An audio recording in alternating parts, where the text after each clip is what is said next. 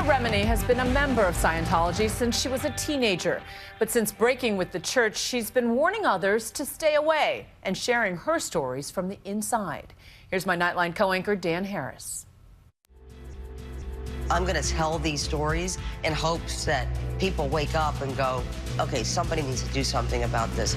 Leah Remini, a small screen star with a large personality, says she's now on a mission to expose the inner workings of the religion in which she was raised. I'm not going to be intimidated. The church will get exposed, and I'm not going to stop.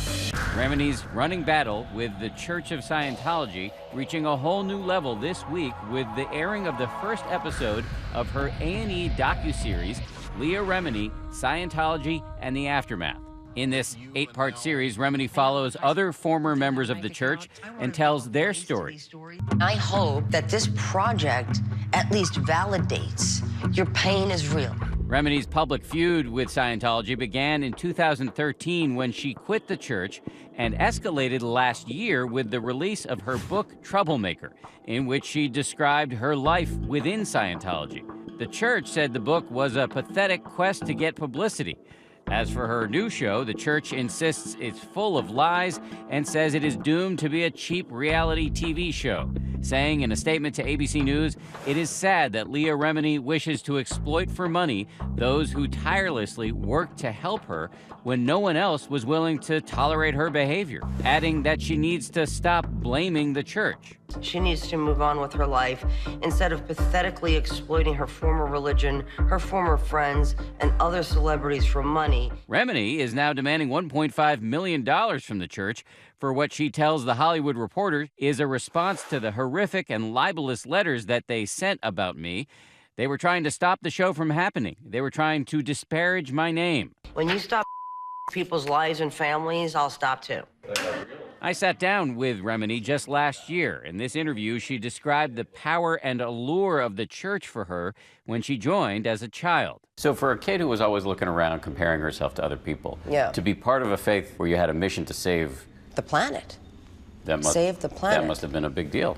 When she was a teenager, her mom, Vicky, a devoted Scientologist, enrolled Leah in the Sea Org, the uniformed, full-time religious order of the church. Leah and her family moved to the church's spiritual headquarters in Clearwater, Florida, called the Flag Land Base. They provide room and board, and you work there and you sign a billion-year contract. A billion-year contract? Correct. You, as a child, signed this contract? Correct.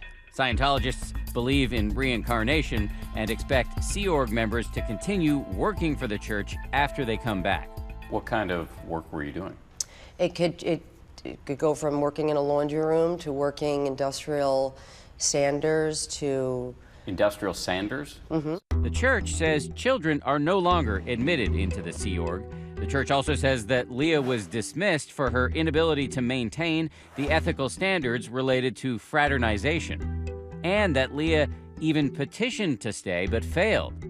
After she left the Sea Org, Leah Remini and her family stayed in the church and moved to Los Angeles, and that is where she launched her acting career, scoring small roles in several popular TV shows like Cheers. You're pregnant. Carla, that is a rude and unfair thing to say. I am pregnant.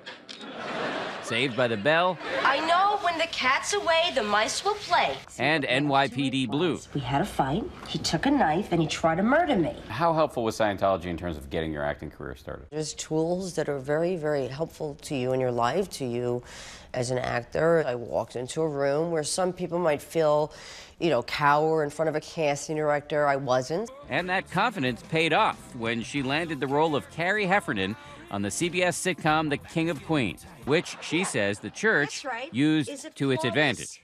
Now, not only am I a celebrity, bona fide, but I've also become an opinion leader in my church. Remini says she first started to question Scientology in 2006 at the wedding of Tom Cruise and Katie Holmes. Upon arrival, Remini was captured by the paparazzi with her close friends Jennifer Lopez and then husband Mark Anthony. She says church officials took their Tom Cruise adulation to such a level that it made her deeply uncomfortable. She says she was also annoyed by what she saw as ham-handed efforts to separate her from her friend Jennifer Lopez by having them travel in separate vehicles and sit at different tables. I could only assume because they wanted to make Jennifer a Scientologist. Maybe I was barring that road for them. The church told ABC News in regards to the wedding, every claim Ms. Remini has made is not only untrue, but ridiculous and stupid. For her part, Remini says what she saw at that wedding was enough for her to take a radical step. She says she filed a wide-ranging internal report complaining about various Scientologists at the wedding. You left the wedding on a mission to save Scientology. Right. I thought, I now see where the cracks are in our church. But to her dismay, she says she arrived home and learned that numerous Scientologists had filed reports on her. That I had disrupted the wedding, that I basically destroyed the wedding. Remini says she had crossed two pillars of Scientology, Tom Cruise and the chairman of the board, David Miscavige, and that she was now being taken to task. She says she was subjected to a series of expensive interrogations using church technology known as an e-meter. She had to pay for those sessions herself, she says. Basically, they were just trying to get me to recant what I said, to apologize for ruining the wedding of the century. Why didn't you just leave?